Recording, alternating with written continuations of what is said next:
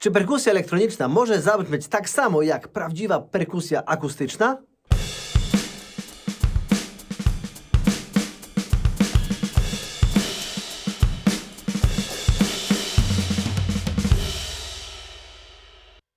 Witam Was serdecznie na Overdrive Fun Studio, a w dzisiejszym materiale podejmę tematykę samplowania perkusji elektronicznej, czyli wykorzystywania w dawach konkretnych barw, konkretnych sampli do grania na tej perkusji elektronicznej na żywo, ale dodatkowo do wykorzystywania, nagrywania własnych sampli, wgrywania ich w modu, ponieważ tu jest taka możliwość. Także wszystkiego dowiecie się za czołóweczką, ale zanim jeszcze zaczniemy, to łapeczka w górę, subskrypcja, dzwoneczek i zaczynamy!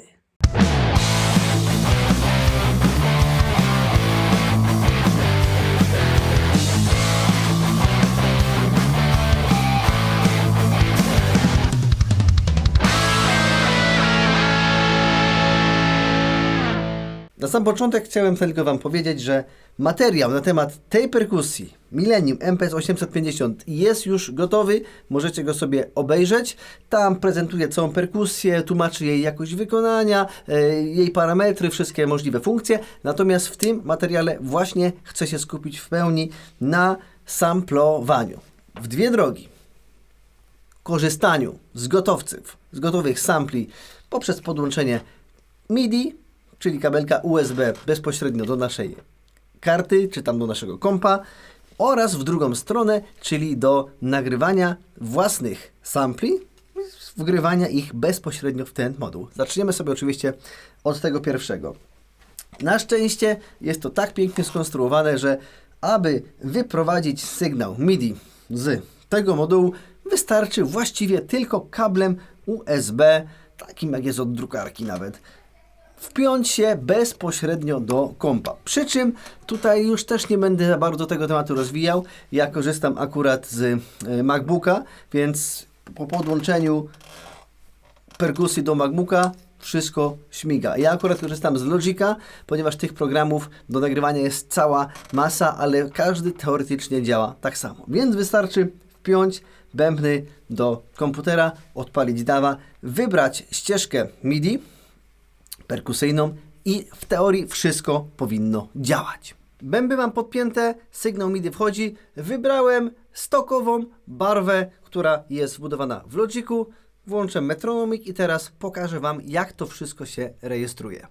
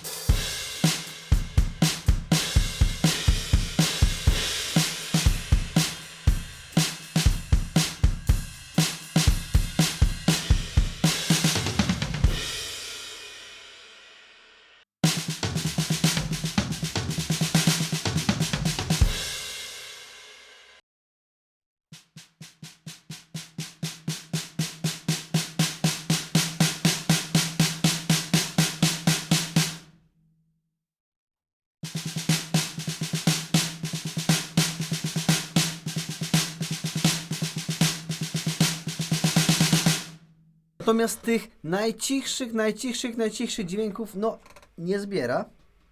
Słyszycie? Właściwie nie słyszycie i nie widzicie. Ale teraz już jest tak. Spokojnie można naprawdę spory zakres dynamiczny tutaj zrobić.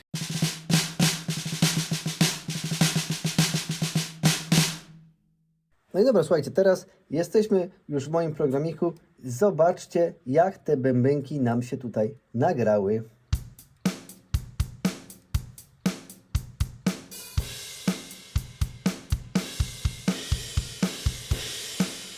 O dziwo, nawet zagrałem ten hi-hat równo.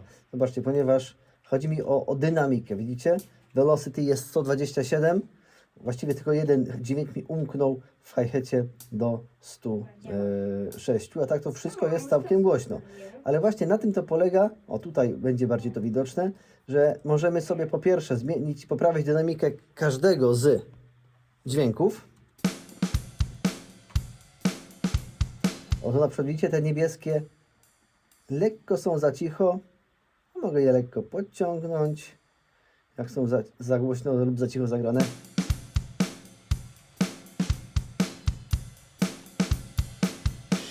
No nawet jak stwierdzimy, że chcemy mieć inny instrument, to pamiętajcie, wszystkie te cegiełki mogę przesuwać w prawo, w górę, w lewo. Teraz na przykład zrobimy sobie tamburyn zamiast rajda. Prawda? No i też mogę to wszystko równać pod siatkę. Aczkolwiek jest to zagrane, zobaczcie, no całkiem powiedzmy, że równo. Znaczy wiecie, widzicie, tu jest siatka, mogłoby być równiej. Teraz pytanie najważniejsze. Może przewinę jeszcze do tego fragmentu, bo ja potem zrobiłem dubla. To pierw posłuchajcie tego dubla.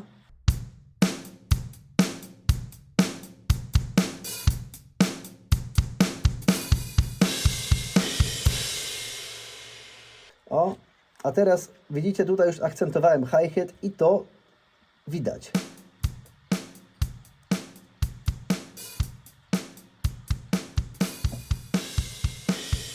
Dobra? A tutaj większy kocioł.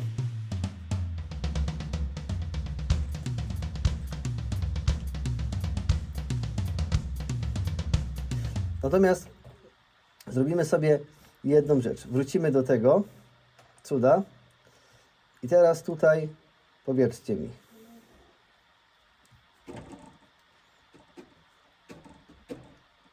Kurde, nie, źle. O. Co Wam brzmi bardziej naturalnie, tak ludzko? To?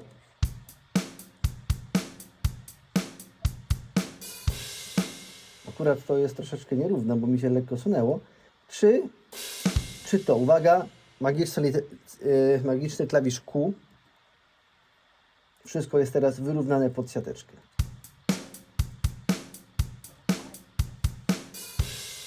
Wszystko równiusieńko, prawda? Ja nie jestem zwolennikiem aż takiego równania, a jeżeli już, to tak samo jak tam było, bym część tych hi-hatów po prostu... O, miało być cicho. Część tych hi-hatów bym po prostu zmienił tak, aby była jakaś dynamika. Jednak ta akcentacja tutaj robi fajną robotę. No dobrze, ale przejdźmy, żebyśmy zobaczyli sobie, jak nam działa właśnie ta dynamika. Zobaczcie, tutaj mamy to piękne miejsce, kiedy grałem na werblu, podgłaszanie.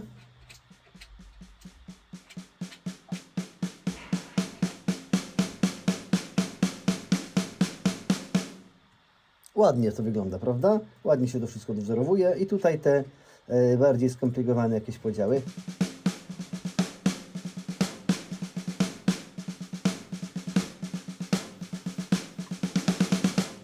Przy okazji widać, jak bardzo nierówno jest to zagrane, nie? Na przykład tutaj.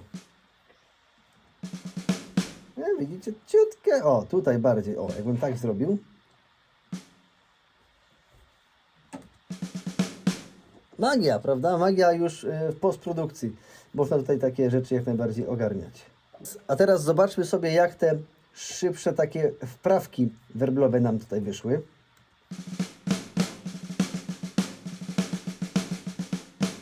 No ładnie się to zarejestrowało, nie?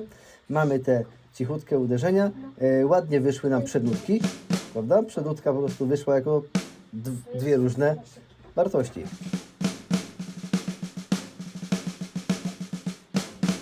No, jak chcę, to mogę to sobie oczywiście edytować, a może na czymś takim. Wiecie, to w sumie naprawdę możemy robić w tym wypadku wszystko, począwszy od tego, że możemy, tak jak wspominałem Wam wcześniej, zmieniać barwy instrumentów. Tutaj akurat mamy teraz coś takiego, już to nawet Wam przygotowałem, tak? Mamy zagranie na bębnach tego patternu.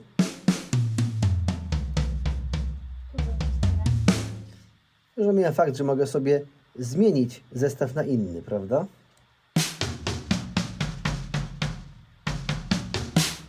Ale mogę też rzeczywiście, tutaj mam drugą ścieżkę piana już przygotowaną.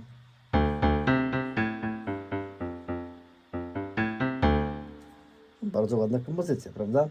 Także później edycja tych plików MIDI w systemie jest, no, trochę roboty w tym może być, zwłaszcza jeżeli jest się takim bardzo szczegółowym, drobiazgowym jak ja, ale naprawdę na wiele pozwala niż w przypadku plików audio, gdzie no, nie jesteśmy w stanie wszystkiego zrobić tak jak tutaj. Ale też pliki audio mają swoje inne strony, ale to nie o tym dzisiaj będzie materiał. Natomiast każdy z tych padów to oddzielny klawisz fortepianu i my możemy sobie sprawdzić, czy to na pewno wszystko dobrze funkcjonuje, ponieważ w teorii jest to jakoś usystematyzowane i już Wam pokazuję. W module, w zakładce Trigger mamy tutaj różnego rodzaju ustawienia, prawda, czułości i tak dalej. No i a to, co nas interesuje, to jest MIDI Note. Widzimy, Verbel ma MIDI Note 38. Stopa powinna mieć chyba 36. Dokładnie tak to wygląda. I to jest odwzorowanie właśnie tego, co widzicie na kompie. Możecie tutaj sobie sprawdzić, zaraz Wam dam listę. Tak samo jest z tomami 48, 45, 43, 41. Więc przykładowo, jakby ktoś chciał mieć inny instrument. Wiem, że crash numer 2 to jest 57, a bodajże 56 to jest u mnie cowbell. Widzimy? Jest cowbell.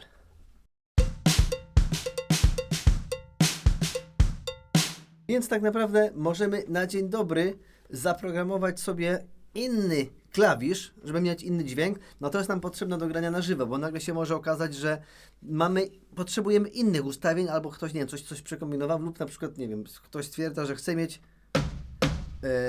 pod padem czwartego tomu, którego Wy nie widzicie, nie wiem, jakiś tamburyn czy cokolwiek. O, albo chociażby chcecie w grania na żywo mieć nie rimshot, tylko ramkę. O, na przykład do bossy ten tak zwany rim click jest akurat pod barwą 37. Prawda?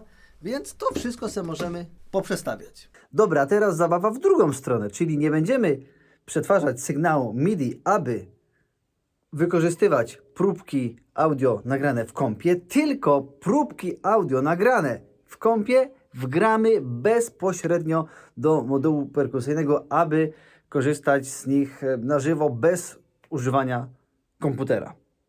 Także ja teraz siadam do bębnów akustycznych, nagram kilka próbeczek, nagram kilka bicików, a potem zobaczymy, co z tego można w takim naprawdę prostym, uważam, że nawet prymitywnym sposobem, najprostszym, jakim się tylko da, co można osiągnąć. Także zapraszam.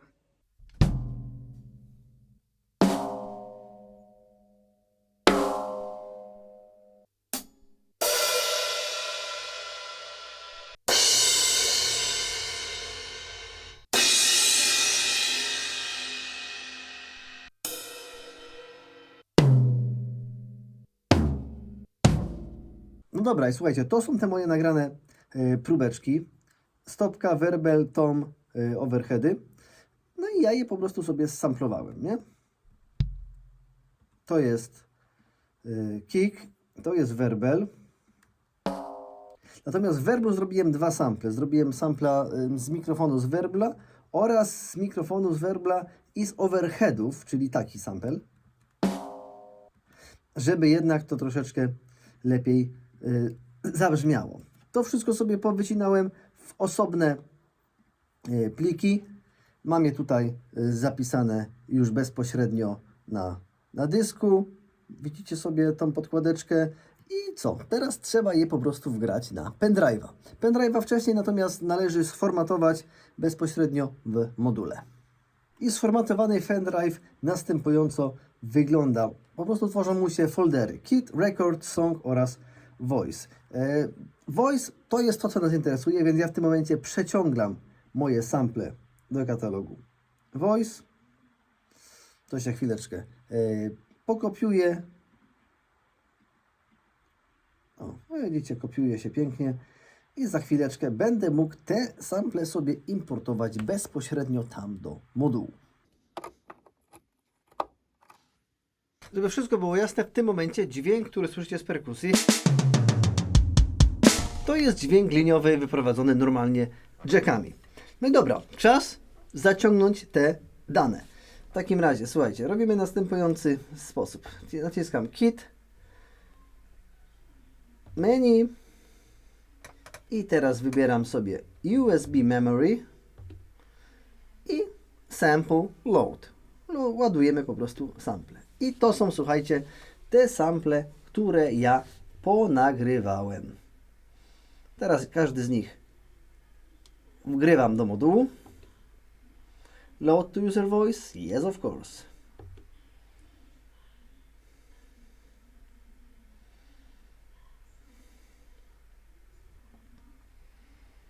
To chwilę potrwa.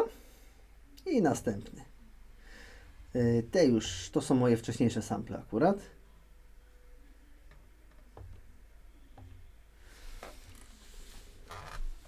Więc do zobaczenia za kilka minut. No dobra, to teraz trzeba je wgrać w jakąś tam barwę. Wybrałem sobie barwę User 32. No i teraz sobie ustalam menu, Voice. Enter. No i teraz szukam tej swojej barwy.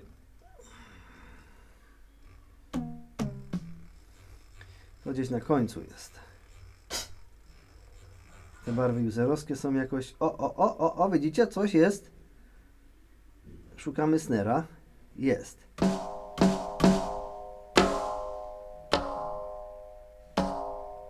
Widzicie? To są te moje werble.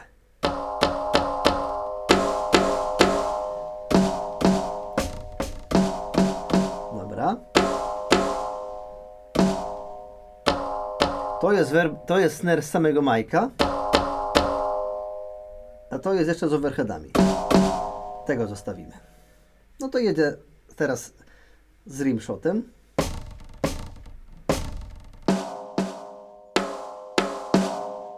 Z tomami.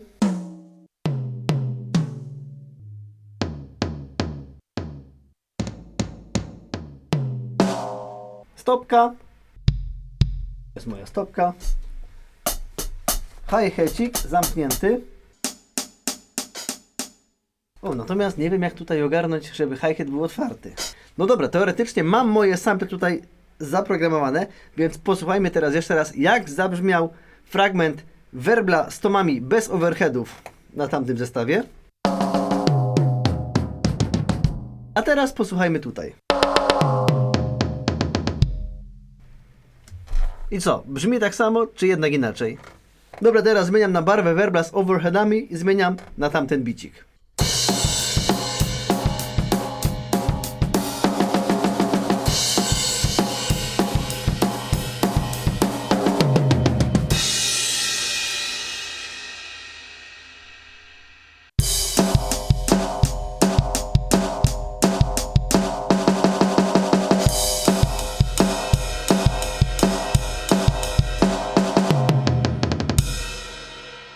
No i co? Mamy efekt? Mamy efekt. Natomiast wiadomo, jest kilka ale. Tutaj mamy system zero-jedynkowy, to znaczy mamy tą samą barwę, ona może być co najwyżej ciszej bądź głośniej, więc mimo, że jest sample tamtego werbla, no to takich tematów artykulacyjnych oraz brzmieniowych jak tam, tutaj nie jestem w stanie zrobić. Posłuchajcie.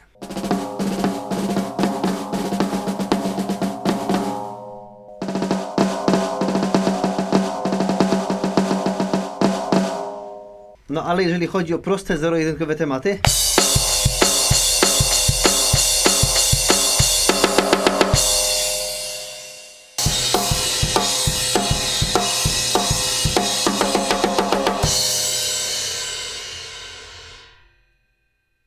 nie wiem, czy zagrałem tak samo, ale brzmi to, myślę, że całkiem spoko. Drugie ale to jest fakt hi-hatu. Przyznam wam się szczerze, nie robiłem tego wcześniej, zrobiłem to tylko na potrzeby filmu. I faktycznie nie mogę tutaj ustawić hi-hatu, po prostu nie ma opcji, żeby on mi go zbierał raz otwartego, raz zamkniętego jako dwa różne klawisze. No widzicie, nie wiem, ja nie jestem w stanie w tym momencie przeskoczyć. Może jak ktoś z Was wie, jak to ogarnąć, to chętnie się dowiem, ja i inni widzowie. Również piszcie komentarz, zrobię wtedy taką dogrywkę, która to wyjaśnia. Natomiast myślę, że całość brzmi interesująco, a pamiętajmy, że możemy nagrywać też zupełnie inne rzeczy, które nam się przydadzą dla beki, dla sztuki, dla czegokolwiek innego. Ja na przykład, jak ktoś nie widział wcześniejszy materiał, to sprzedam Wam rzecz. Nagrałem takie sample.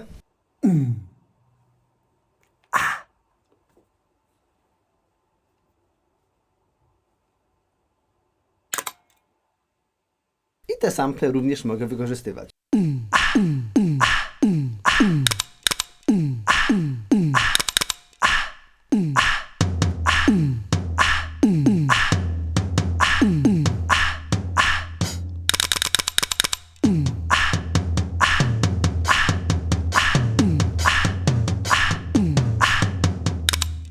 Także możemy naprawdę się bawić w ogromną ilość pomysłów muzycznych. Dobra, mała dogrywka. Słuchajcie, wiadomo, jest to taki skrajny przypadek, gdzie ja chciałem każdy możliwy instrument samplować i to odwzorować. Ten problem z hi-hatem, no to ewentualnie wiadomo, można rozwiązać bezpośrednio w postprodukcji, po prostu tą cegiełkę przesunąć wyżej w momentach, kiedy ma być otwarty i tyle. A nawet niektóre sample, które nagrałem, nie były tak w punkt nagrane, więc też lekko były minimalnie nie tam, gdzie trzeba. Natomiast eksperyment się udał, wszystko działa i o to w tym materiale tak naprawdę mi chodziło. Myślę, że nie chodzi o samplowanie każdego możliwego instrumentu zestawu akustycznego, tylko tam, czy jakiś tom, czy jakiś werbel, czy jakąś stopkę, czy któryś z talerzy, a nie, prawda, całość. Bo w module jest wbudowana ogromna ilość mega fajnych barw, z których można jak najbardziej korzystać. No i pamiętajcie też, każdy z tych sampli, które nagraliśmy, możemy przestrajać sobie w systemie, bądź dodawać mu więcej reverbu.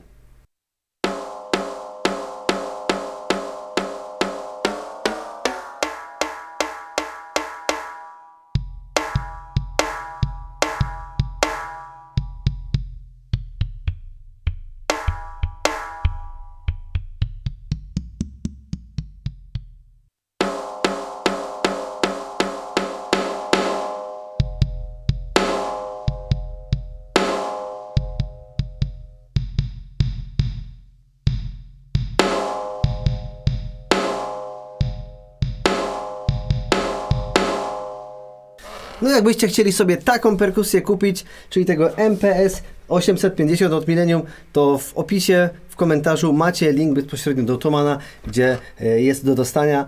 Ona kosztuje jakieś 2700 zł, więc za te możliwości, które tutaj ma, absolutny sztos. A kupując z tego linku, który tam znajdziecie, również wspomagacie moją działalność tutaj, za co będę Wam mega wdzięczny.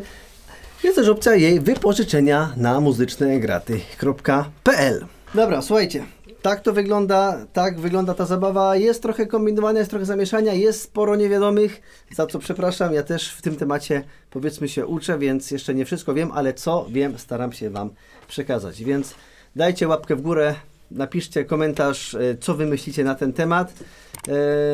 Subskrypcja, dzwoneczek, abyście byli poinformowani o wszelkich innych nowościach na kanale, a ja dziękuję patronom kanału, którzy mnie wspierają regularnie i w tym momencie zapraszam Was również do obejrzenia innych materiałów na Overdrive Fan Studio. Piszcie znać, jakie materiały, jakie tematyki perkusyjne Was również interesują. Postaram się trochę też na ten temat Wam ponagrywać. A póki co, jeszcze raz serdeczne dzięki. Do zobaczenia. Cześć i pa!